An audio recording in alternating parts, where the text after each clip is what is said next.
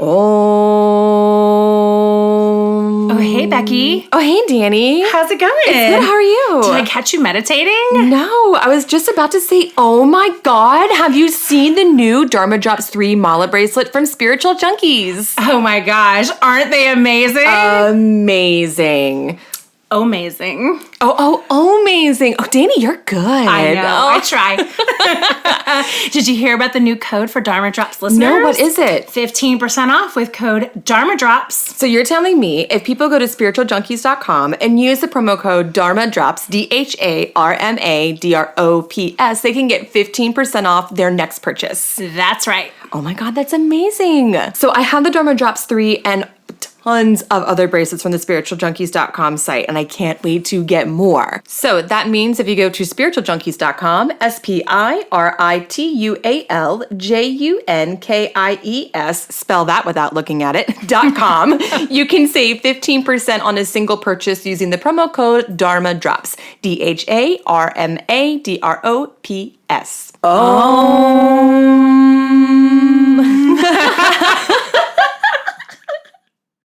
This is Dharma Drops with your host, Rebecca Warfield. This podcast is a little bit about yoga, a little bit about life, and a little bit about whatever. And just as a warning, this podcast is unscripted, so that means I might regret a few things that I say. But hey, maybe I'll say some pretty awesome stuff too. Remember, these are musings, not truths. Buckle up, giddy up, because here we go.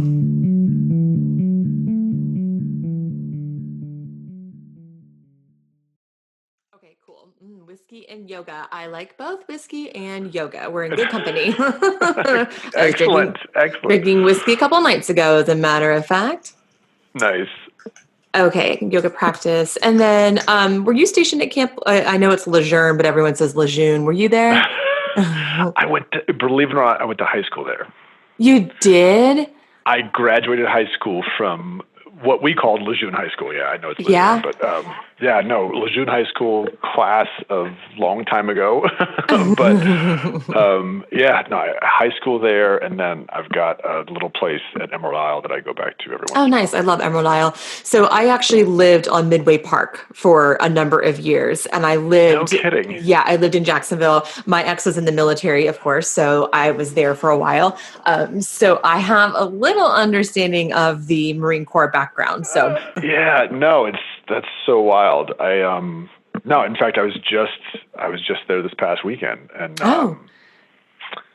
it's so weird to go back through Jacksonville because it's like, I don't know. I've come to look at the towns outside military bases differently now. And it was something crazy. I'm telling you, because we split and I was still working on my master's degree at the time, and I was focusing in gender studies, which is a very interesting topic to be studying in Jacksonville, North Carolina. I just had this memory. I was sitting in a bar. I was so tired of being in my house working on my master's thesis. So I went to a bar and I was editing it. And this guy was like, "What are you doing?" I was like, "I'm working on my master's thesis." And he was like, "Sounds boring." And I was like, "Your face is boring, bro. Like, let's get out of here. This is stupid."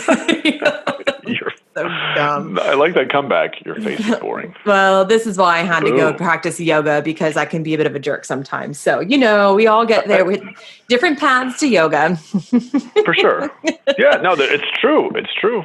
Yeah. Awesome. Well, I think this is a good way to start Dharma Drops podcast. What do you think?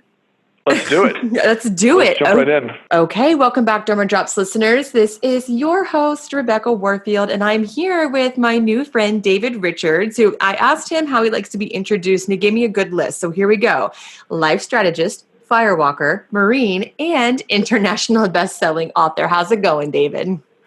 It's going great. So much to talk about, Rebecca. Thank you so much for having me on your show. You are so welcome. We've already been talking, I think, for about 10 minutes about all sorts of different things. So everyone kind of missed out on the fun parts, but we're still here. So thank you so much for being here. And you are in Raleigh, North Carolina, correct? I am.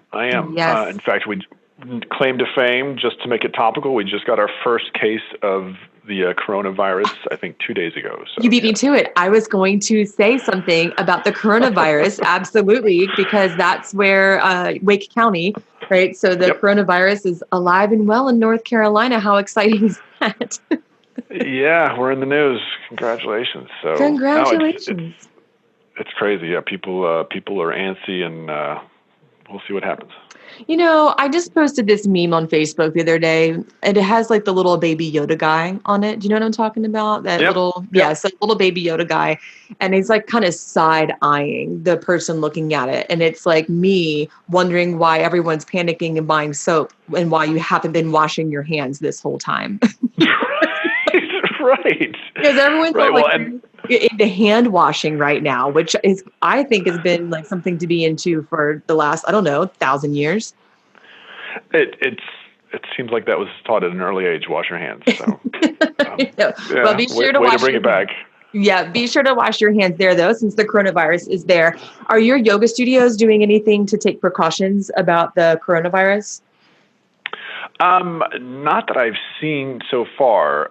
In fact, I'm teaching a class tonight, but there hasn't been any no warning signs. I think it's just I've seen things that say wash your hands, so I think people are just getting that sort of general sanitation back in front of people's minds, but that's been about it so far. Yeah, we got a notice from the studio that I work at here in Wilmington about not touching people's faces, and stuff like that. So just taking good precautions. Okay. So while everyone else is hopefully washing their hands, we have all kinds of good stuff to talk about today. So I don't even know where to begin. I think we should first start with the interesting fact that before you were a yogi, you were first a Marine. Is that correct? That is correct. I was in the Marine Corps for 15 years, kind of served all over the country, fair amount of time in different wonderful spots like Somalia and off the coast of Kuwait. But yeah, 15 years. 15 years. Awesome. And so did you start practicing yoga while you were in the Marine Corps, or did that come after you were in the Marine Corps? It came really on the heels, and by heels I mean the week after I left active duty. I took my first yoga class, and I don't know that I knew yoga existed in the Marine Corps, which I wish I had, just because it's such a powerful part of my life now.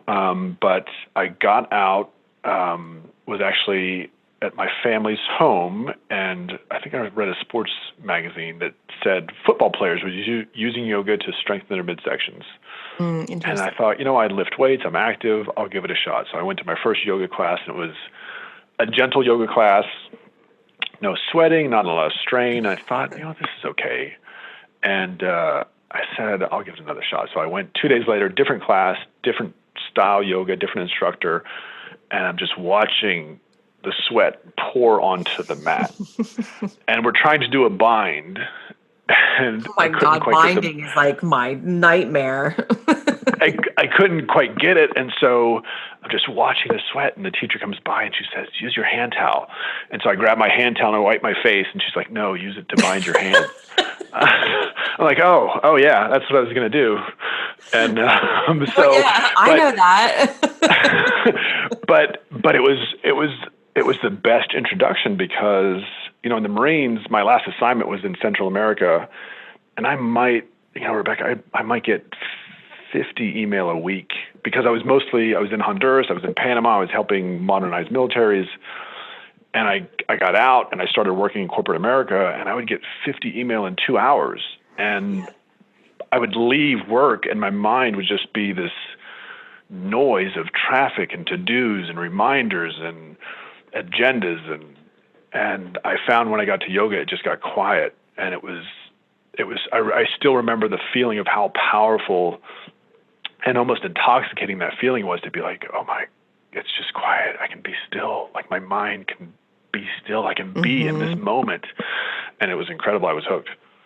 Yeah, it's interesting how that happens in the yoga practice. I mean, it's something that I think a lot of yogis know, that when we come into the asana practice, we get that fixed point, that drishti, but often it happens, I don't even know it's happening. And then it's when I'm not still that I'm like, oh yeah, I got to do my yoga practice, because that's like the only moment I can find that stillness. It's kind of weird how I don't even know how to explain what I'm trying to say. It's like I can't I don't even know that I'm in the stillness until I'm not in it anymore. And then that's my reminder to come back to my yoga practice day in and day out. Does that make sense?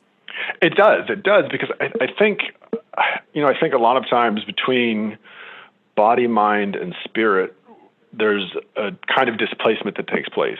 And and that displacement is when you're physically in a moment, or you're mentally in a moment, or spiritually in a moment, but part of you isn't. And usually it's the mind, right? Because the mind is always working. And so we're thinking about something in the future, or we're reflecting on something that happened early in the day or in the past. And that displacement creates like that unsettled feeling. And then you realize, oh yeah, I'm not present. Like, okay, I gotta get back to being present. Yeah, for sure. So in terms of your yoga practice, so you started practicing yoga a week after you got out of the Marine Corps. And then how did things evolve? Because I feel like things maybe took off at some point, because now you're, writing books and, tell me about your book, Whiskey and Yoga, right? It is Whiskey and Yoga, Find Your Purpose. Yeah. So how did you get from the Marine Corps to yoga to writing yoga books? Yeah, it wasn't necessarily a smooth transition. So, and as I got into yoga, coming out of the Marine Corps, I mean, one thing I've come to appreciate is that, especially something like the military and the Marine Corps in particular, they've crafted an identity that they're all too happy to assign to you. And I don't say that in a hostile way, because as a young man, if you don't know any better, you're looking for an identity. And so the Marine Corps hands you something like, oh, okay, this is it. And so coming out of that and realizing, that wasn't the direction, the path I wanted my life to take, I threw myself into yoga. And even as I did, and, obviously you think Marine Corps, you think yoga, you don't think those things go together. And I found like, okay, some of this is a little too crunchy for me. Like I can't and even being raised in a kind of Judeo-Christian upbringing, like to get into that spiritual aspect, I'm like, oh, I'm not sure that feels right. But it set me on a journey. And I think that journey was not only finding and defining myself, but ultimately defining my purpose in life. And that took me really, it took me from, probably I got out in 2006, and it wasn't until 2017 I read Napoleon Hill's Think and Grow Rich. And in the first or second chapter of that book, he asks you, what's your life purpose? And that question threw me for a loop, because I realized I had never asked myself that question. It was always, what do I want to do? When I was in the Marines, it was, where do I want to go next? What assignment do I want next? It wasn't about who I wanted to be or how I wanted to be in the world, and what I wanted to do and contribute to the world. And so that Christmas of 2016, I had gotten a T-shirt, Whiskey and Yoga, because I like both. Me too.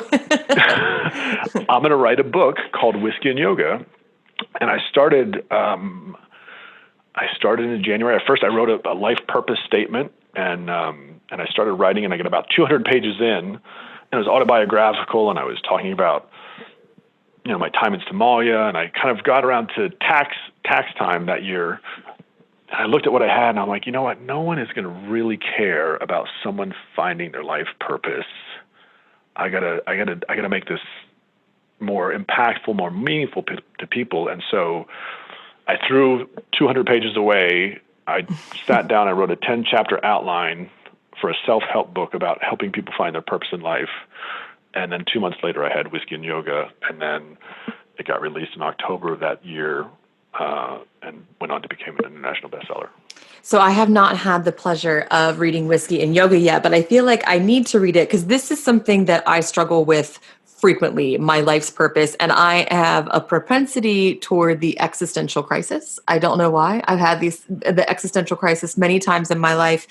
And, I've had some similar experiences, obviously not getting out of the Marine Corps, but moving out of an academic role, because I was a full-time English instructor at UNC Wilmington for many years. And then I resigned from that position and moving into another role in life. And I think that a lot of people can resonate with this idea, myself included.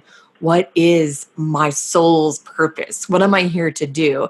And I always find this a little tricky, because I'm interested in lots of things. And so I was trying to figure out, like, what do I do with all these things that I like to do?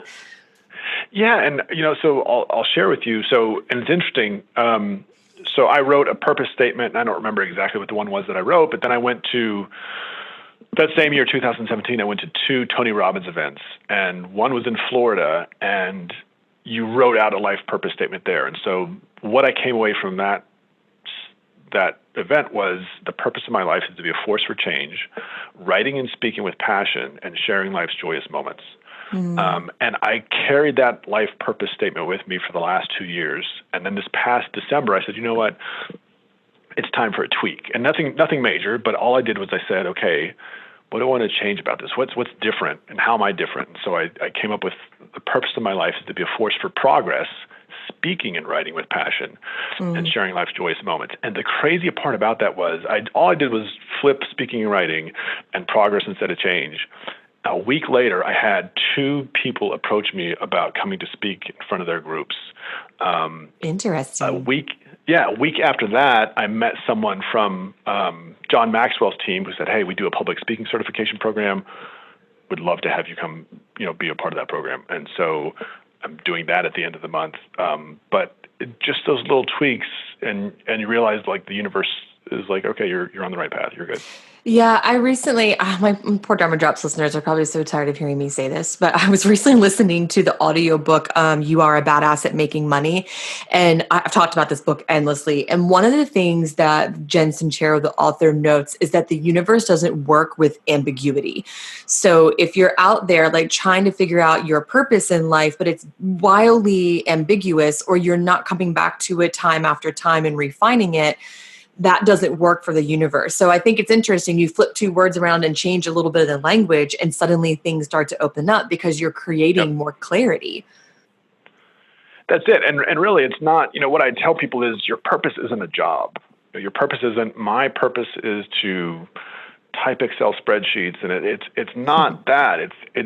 So there's a level of,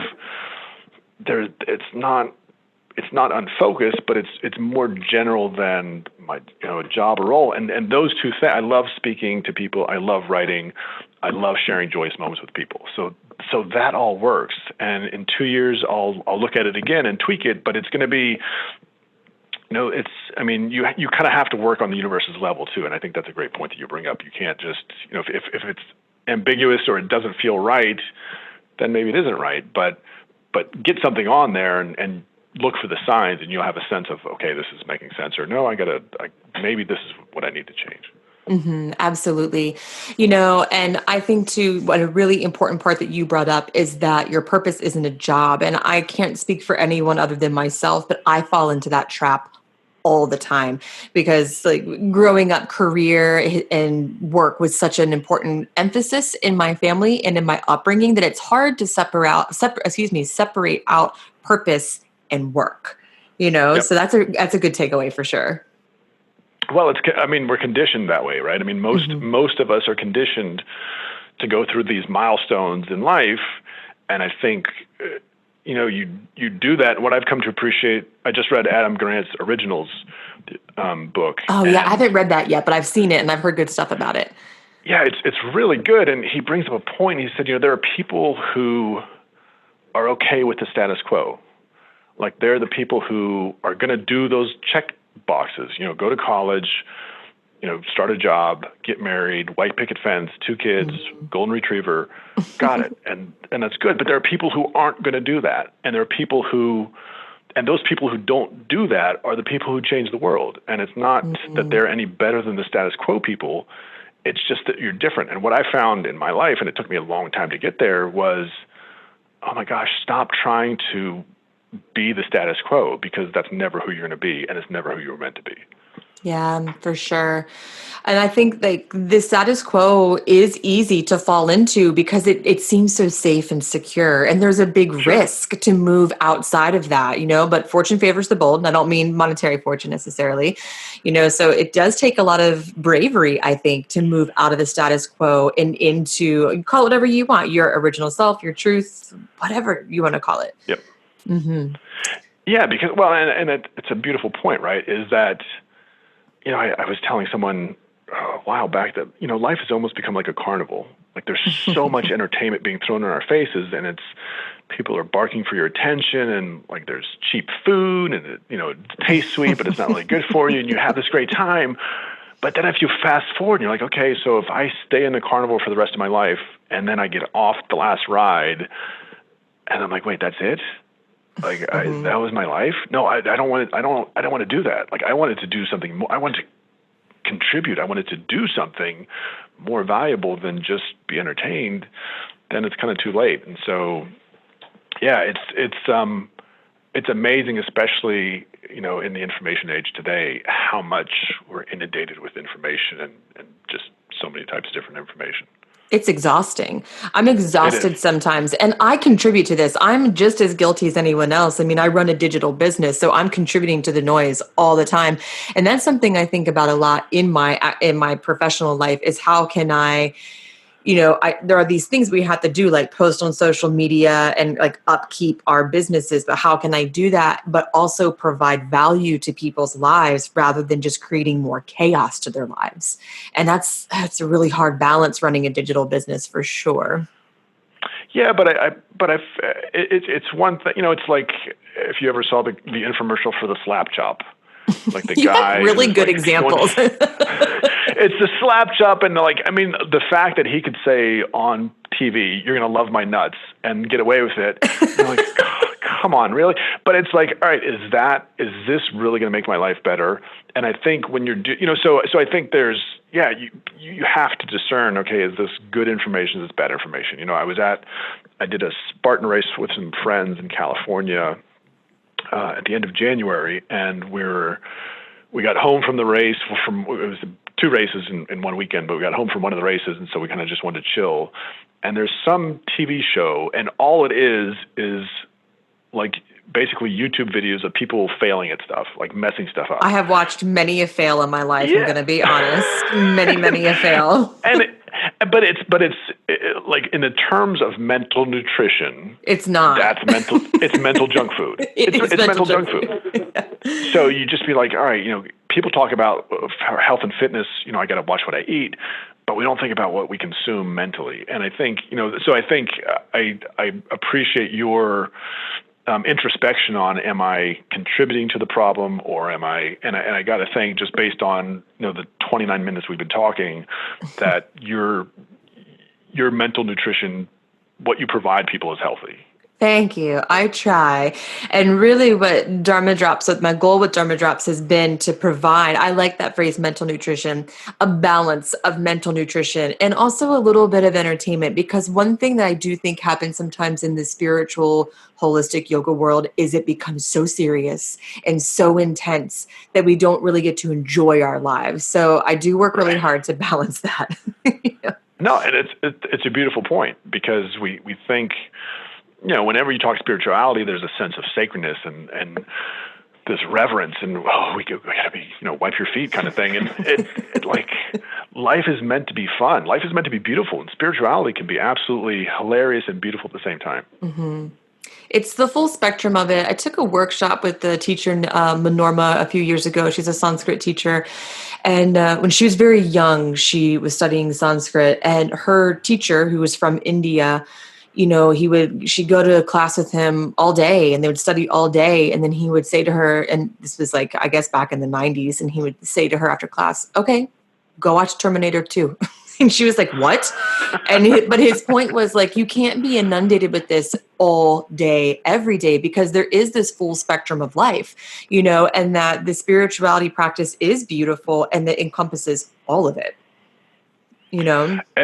It's a beautiful point. And I mean, whether it's the fail videos or I know I used to sort of decompress with Ren and Stimpy. Oh, I love Ren and Stimpy. Ren and Stimpy was the best thing. Like, just, I mean, what brilliant writing, what brilliant visual. Like, it was just hilarious. And that, and it's not, but it's one thing to say, okay, I'm going to go watch an episode of Ren and Stimpy. It's another to say, I'm going to go watch 8 hours of Ren and Stimpy. Right. Like, there's moderation, and I think that's sometimes what's lost in this age of binge watching things. For sure. For sure. Definitely the way that we consume media has changed. I started thinking about this a long time ago, especially when I was working full time in academia, when Orange is the New Black came out and launched like one whole season at a time. I thought to myself, the whole world is about to change. The way we Yep. take in information is forever changed. And it is. It's just a totally different world. But luckily, we have the yoga practice to bring us back to some sense of center and balance again. It's true, and that's such a good point too, because I remember what a crazy idea that a TV show would release all of its seasons at one time. We sound really old right now, don't we? I know we do. But it's like, oh, what are people going to do? Like someone had the novel idea. I'm going to watch all 10 or 12 episodes in a weekend. And binge watching was born. I'm like, oh my gosh, I never thought about that. Like, what a concept. Yeah, for sure. During this time of unforeseen life changes and social distancing, Longwave Yoga is delighted to bring online yoga classes directly to you. With a variety of practices from vinyasa to restorative yoga, you can now enjoy a class from the comfort of your own space. Every day is a good day to care for your body, mind, and spirit. To participate in online classes, please pre-register at longwaveyoga.com. You will receive a confirmation email with details about accessing your online yoga class. Longwave Yoga looks forward to practicing with you in the digital world and remaining connected. Again, to register, head over to longwaveyoga.com. That's longwaveyoga.com. longwaveyoga.com. You are releasing a new book at the end of this month on March 31st called The Lighthouse Keeper, which I haven't read yet. It's not out, but I have a sense that it'll help us not binge watch because it is a fiction story about mastering your mind. Can you share a little bit about your new book? Absolutely. So it was born out of an idea that came out of whiskey and yoga, and it was something that I shared from the mat when I would teach classes, and I was always trying to relate. You're talking about media and things, just the relationship. Yoga is always about the relationship awareness, observer and observed, and I would just try to convey to my class, you're the director of your life, and are you filming a tragedy? Are you filming a comedy? What are you focusing your camera on? What are you focusing your awareness on? And then at one point I said, your mind is an ocean, and that's where all your memories are. Everyone you've ever met is in this ocean, and your awareness is a lighthouse. And most people go through their day and let their lighthouse just kind of go around, or they've created these conditions and patterns and habits by which they live their life. And the reality is, with practice, with focus, with concentration, with willpower, you can direct your awareness to where you want it to go in the ocean. And so I wrote that in 2017, and it stuck with me. And then I was actually listening to a Hindu monk talk about the mind, and he said the exact same thing. Basically, he said your mind is this large empty space, and your awareness is this ball of light, and you can move the awareness anywhere you want to in this space. And I thought, I got to write a story about that. And so I came up with a protagonist who wanted to leave his family farm life and find adventure, and decided to go to a lighthouse to become a lighthouse keeper's apprentice. And while he's there, he kind of comes face to face with his mind. And in order for him to survive, he has to find a way to master his mind. That's so interesting. I really like the metaphor that you used about you direct your own life, because, the yoga practice, at least for me, it's taught me a lot about how I get to witness my life. We talk about the witness perspective a lot, and we get to watch and then make changes and adjust and refine along the way. And I think that's a really good metaphor for the witness, that we get to film it and we get to direct it because we're watching it. Excuse me. Yeah, well, and it's if we're in a room together and we're looking at a vase of roses, our experience of those roses is relative. Like, I may look at those and I think of those are those are the roses that were on my father's casket at his funeral. And so I have a certain experience from those roses. You look at those and you're like, oh my God, like those are just like the roses my boyfriend bought me, 2 weeks ago or whatever, or Valentine's Day. Oh, it's beautiful. So we're looking at the same thing and having a completely different experience through it. And I just think that when you get to that point, you realize, well, I can witness it, but I can also decide what kind of experience I want from that. I can look at this and say, okay, this is what this means to me, and I don't have to necessarily react to conditioning that I've created or built up over time within myself. I can have a different experience because I can then shape my reality. It's a powerful tool for folks. I'm excited for people who get your book and read it and to learn about mastering the mind, which is a lot easier said than done, of course. I tell them I teach yoga at UNCW. I used to teach it all the time, but now I teach it occasionally for a semester. It's like a 2-credit course for yoga. And when I talk to these young students about the concept that you do get to master your mind and that your thoughts are not your reality, and you are not your thoughts. It's a concept that only a handful of them, I think, really begin to understand because it's so complicated. It is. Well, and it's so hard to break away from the idea, that this body is just a shell, and the mind is a tool for interpreting this reality, and that's really what it comes down to. But when I talked earlier about kind of getting into yoga, and then I leaned in, and it started to get squishy, and as my Marine friends would say, granola-y.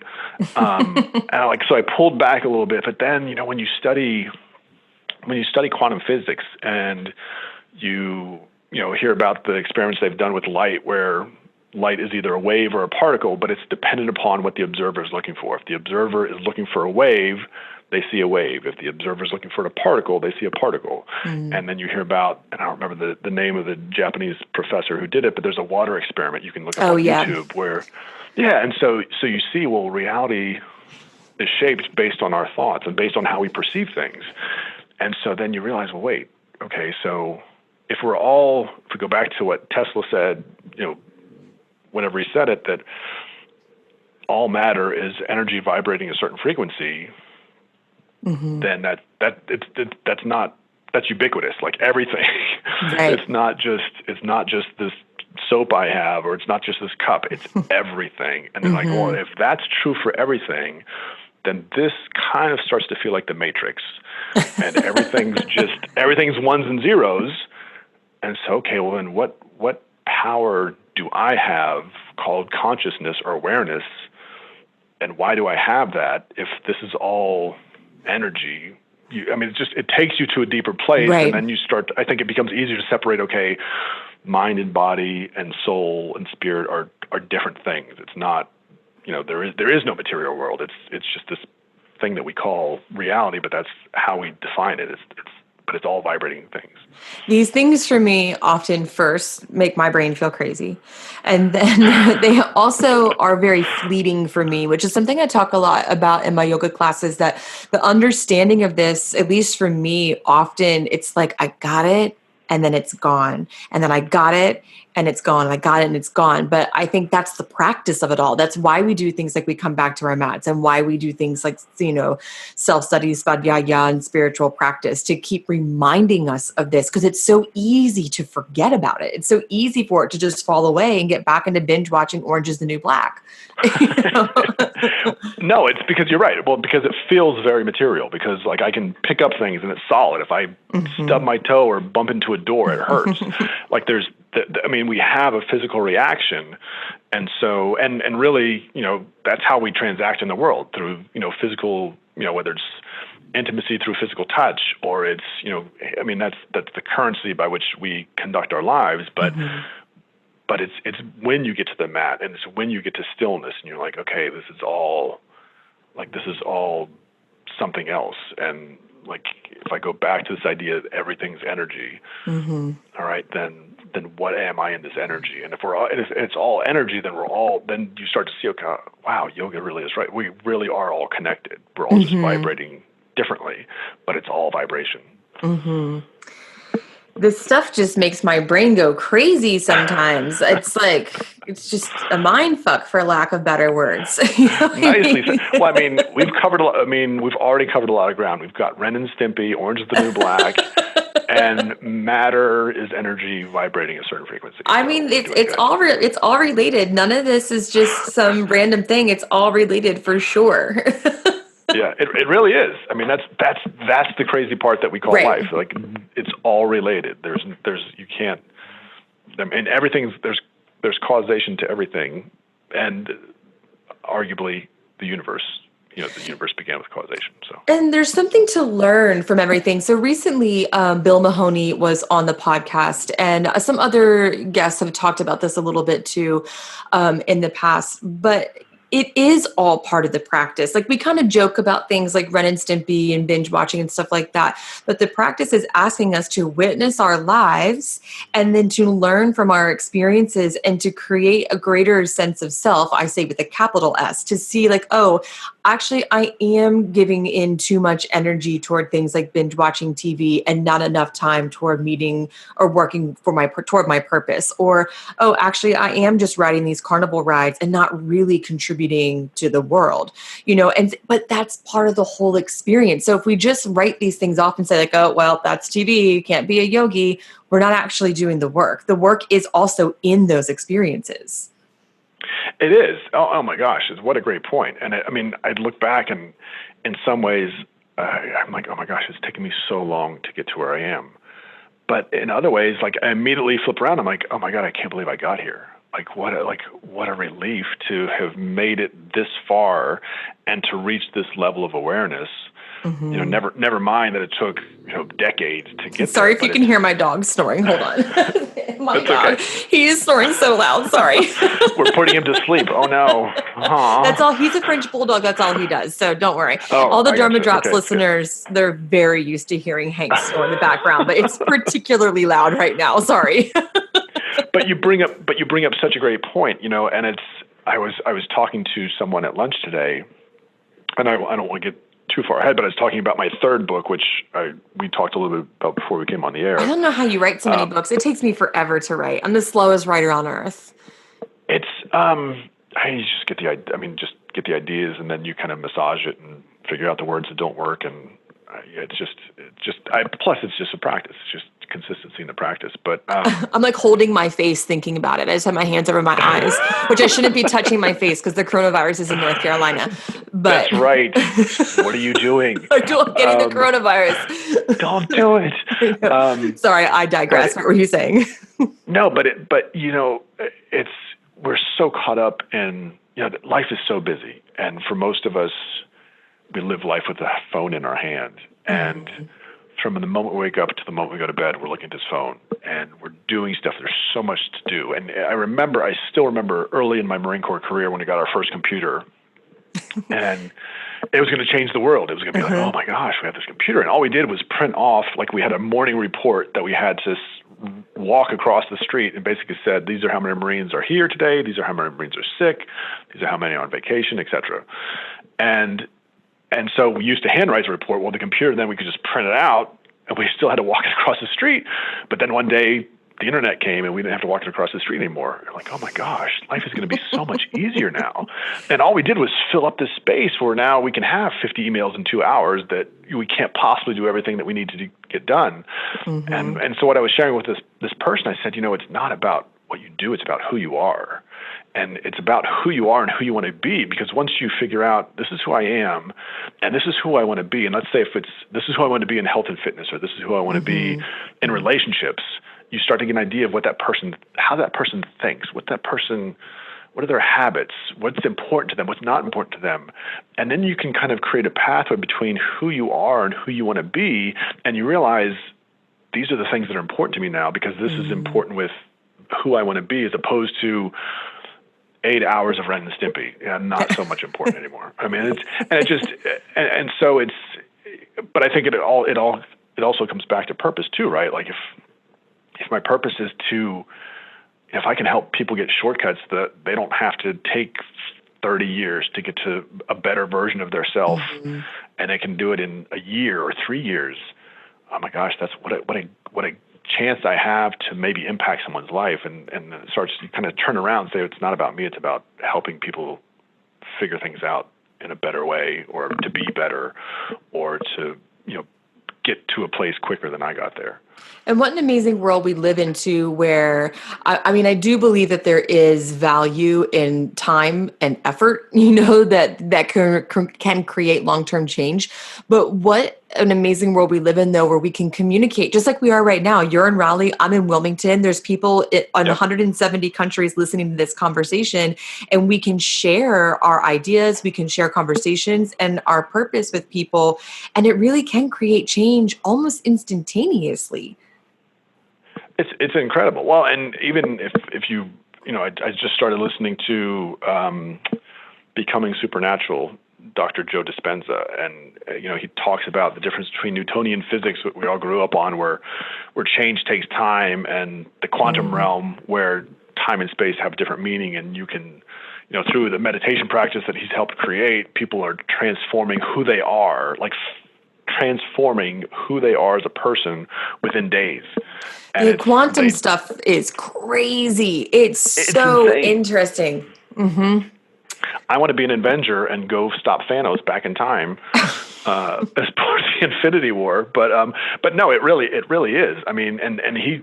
Some of the things he even says is, if you can go to bed, and I've watched, it was fascinating to, in one sense, you're like, is someone really saying this? But then I listened to his credentials. I'm like, you can't argue with what he's saying. But he basically said, you can go to bed. If you say, if you really kind of emote and say, this is who I want to wake up tomorrow morning, and I want to be X, whatever X is. I want to be a millionaire. I want to be whatever. You're not going to wake up and have money in your bedroom, but you're going to wake up, and he said, and you're in a different reality now. Everybody looks the same, but because you've created this new version of yourself, you've effectively transplanted yourself into an alternate reality, because we know, I think it's the electron, that is this gaseous cloud that when an electron kind of fires, it goes down all paths simultaneously, because there's any variable future outcomes that could be created. And that's the stuff, you talked about earlier, your mind starts to get it, and then you're like, nope, that's the stuff that gets me, okay, the quantum realm, how does time stop, or whatever that means? It's crazy. And I don't know all the science behind it, but I have experienced these things in my own life where you make a decision, we'll just use money because you brought that up. I'm going to make more money, and you might not know how. And I swear to you, the next day you're like, oh, duh, this is how. And it comes to you because you have made that decision. You've changed the energy in your life, to open space for that. It's crazy. What I've come to realize after writing 2 books and now starting my 3rd is any self-help book, if it's written from a place of authenticity, is a truth. And if I look back at Whiskey and Yoga, if I wrote that today, it'd be completely different, because I've learned so much between in the 3 years that have gone by, or the 2.5 years, or whatever. But I realized, it's, and there's these guideposts that people have left for us. So if you read Joe Dispenza, or you read Adam Grant, or you read Amy Morin, there's these tidbits of wisdom that really speak to a truth, and it's getting to that truth that is, I don't know, it's just amazing. I never thought with my 3rd book that we talked about earlier, that I've looked at people and I've said, this book will change the world, and it's not it's not hyperbole to me. I don't feel like I'm like, this book is going to be great. It's going to be, but I just have this, the person I said at lunch, she's like, I've never heard someone say that before. And it makes so much sense. I said, I know. I know. So I said, I'm not, but I get it. I know this is so obvious. And you just get to this place where you're like, oh my gosh, you can be whatever you want to be, but you have to invest the belief in it. And that's how you manifest. That's, like you just said, whether it's money, the idea comes, but it's what you manifest. And I think if you're coming from a place of I don't know, spiritual purity or, of a higher intent, then those things are going to manifest. Because I think if you're an atheist or you don't believe in the universe or universal intelligence or God or whatever you want to call it, then all the energy you're pulling into your life is going to reinforce that belief. Like, yeah, there's no God. God's not going to show up for you because that's what you believe. One of the interesting things that I have come across many times is that CEOs of some of the world's biggest organizations, I don't know if they would claim themselves to be yogis or spiritual practitioners, but they do similar work. Even Hillary Clinton, she does pranayama practice. These huge Fortune 500 company CEOs, a lot of them talk about their meditation practice, and I think it's because they're connecting with that universal consciousness. I don't know if that's how they articulate it. I don't know if some CEO in New York City somewhere sits down, is like, I'm going to get in touch with my universal consciousness today, but it's Right. the same work, right? And it's the same sort of belief level, this opening to possibility. Well, and I think that's what the proliferation of information that we've been provided with the information age and the internet, I think that's why, at least my sense, there's a greater awakening across the globe, because it's not that, it's just people have the greater sense of there is something else out there. And, if you think of, I'm a firm believer that, even being raised Judeo-Christian, there's not a God in flowing robes with a long white beard sitting somewhere out in the universe. Got it. But I think God is in the universe. And I think if you talk about the quantum realm, or you talk about reality being subjective to the observer, then okay, all right, then that's God somewhere in there. God's in the quarks, or God's in the quantum, whatever. But that's there. And the fact that you do hear CEOs talking about meditation, or people talking about infinite intelligence, you tune in, and it starts to make sense. You're like, yeah, I respect Neil deGrasse Tyson saying what he says about the universe, how it was made, but talk to me about quantum physics. Yeah. Talk to me about how that works, because I'm not buying it. Yeah, I don't know a lot about Neil deGrasse Tyson's theories. I've just heard a few of his things. I can't take it all in. There's just so many theories. There's so many practices. There's so much stuff to know. I can't take it all in. And that is not one avenue I have done a tremendous amount of exploring yet. I haven't done a lot, but for me, Rebecca, it comes back to even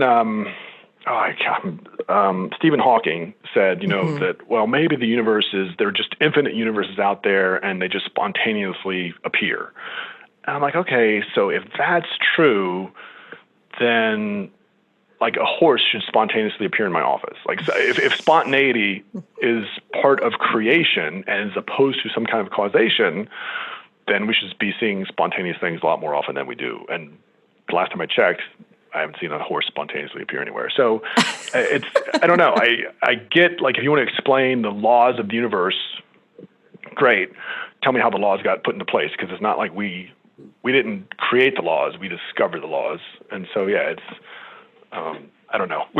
I love how much ground we've covered in this time. This is fantastic. Well, what I'm thinking about right now is how my boyfriend always talks about simulation theory, that we're all just in a simulation, which I don't know if I believe that, but I'm not going to count anything out. And so I frequently just tell my simulator that I love him or her.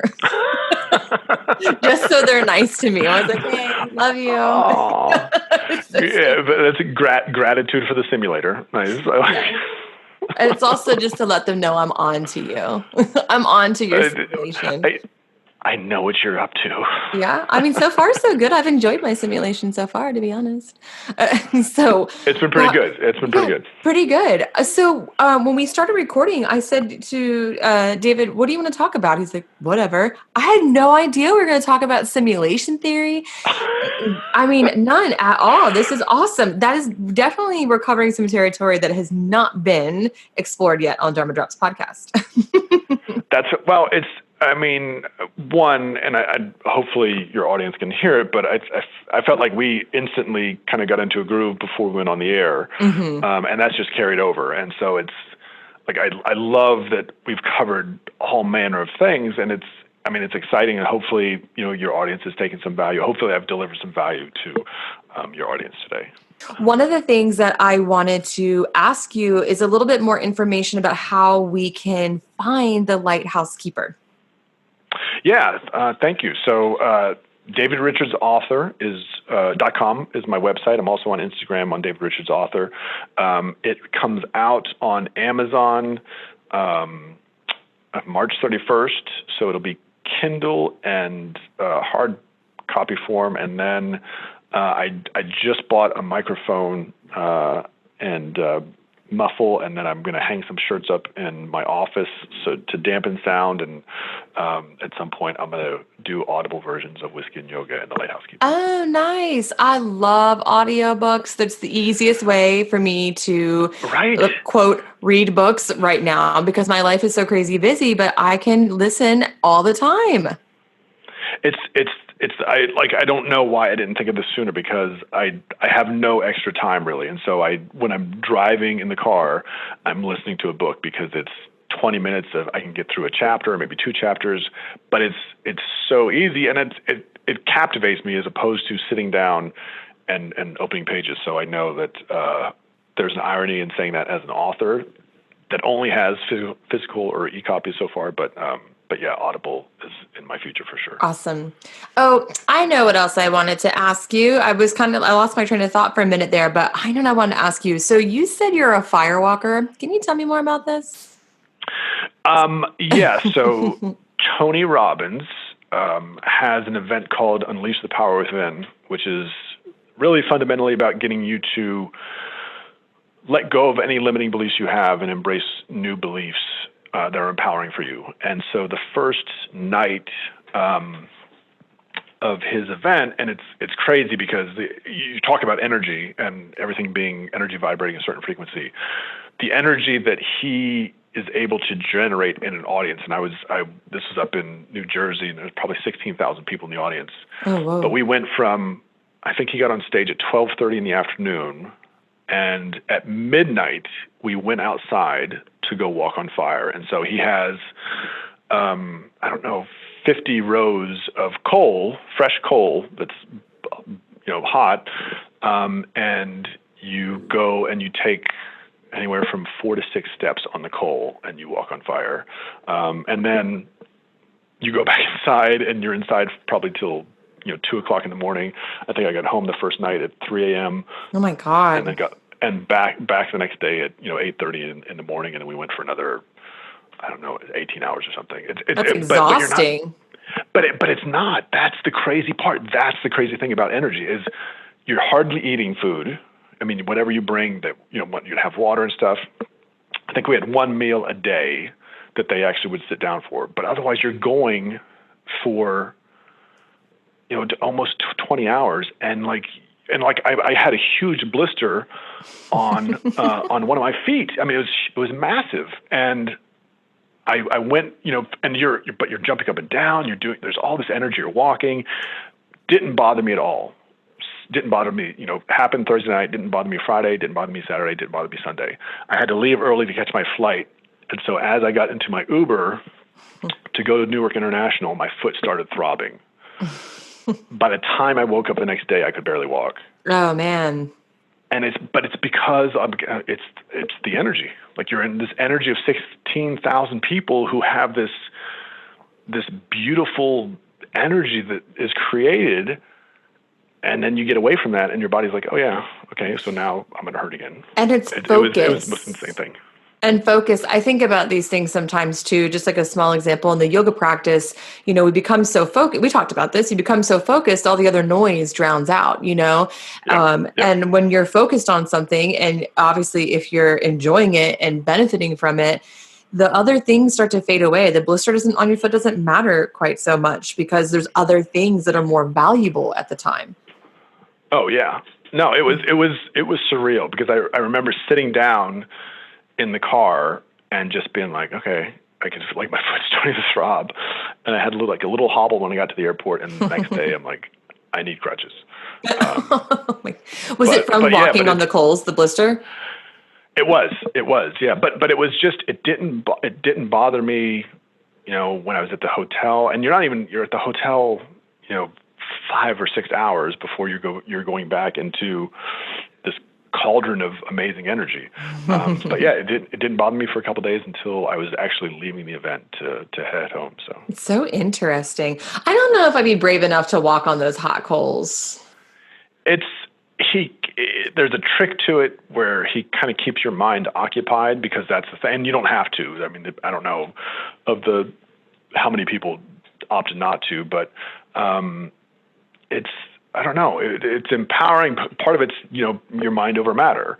And even though I got the blister, I was telling someone he's got another event in Chicago in July that you do the same thing. And I think I'm going to try to get there this summer to do that again. So Interesting. Well, I say that I'm not brave enough, but sometimes you're in a group of people. You don't want to be the one person not doing it. Like I took a group of 14 college students to Costa Rica for a study abroad.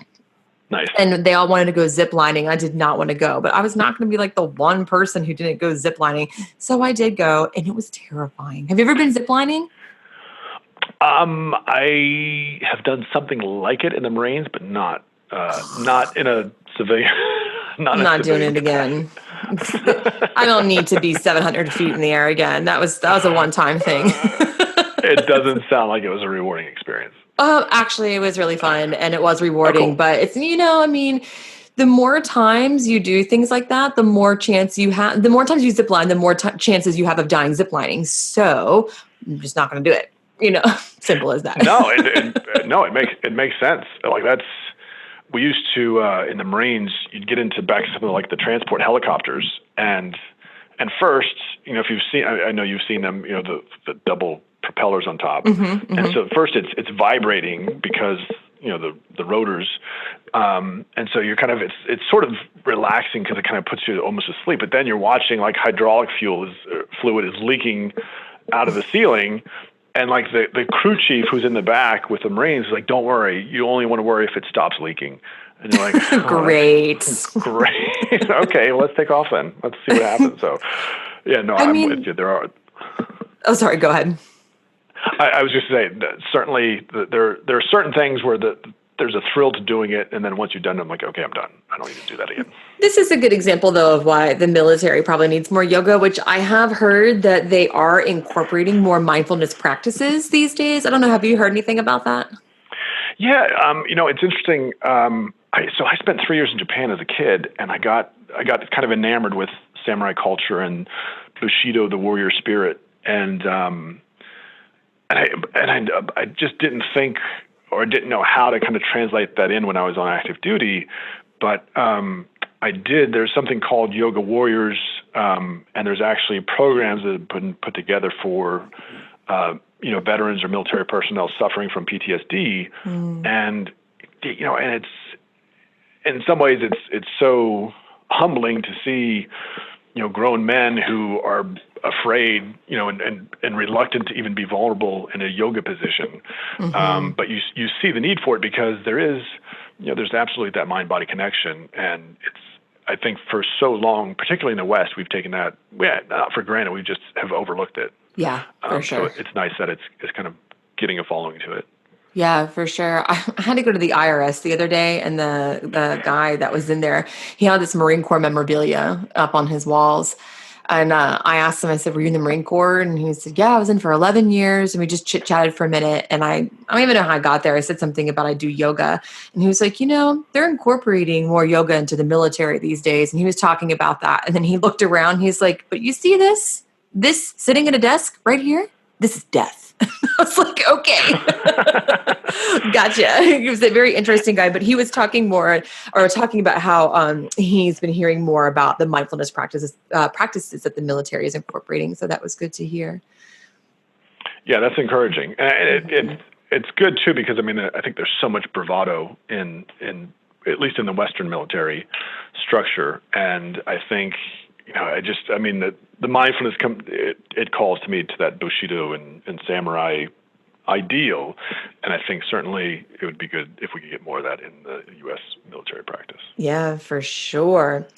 So, David, tell me, is there anything that you want to leave with the Dharma Drops listeners, maybe the most important takeaway from this conversation?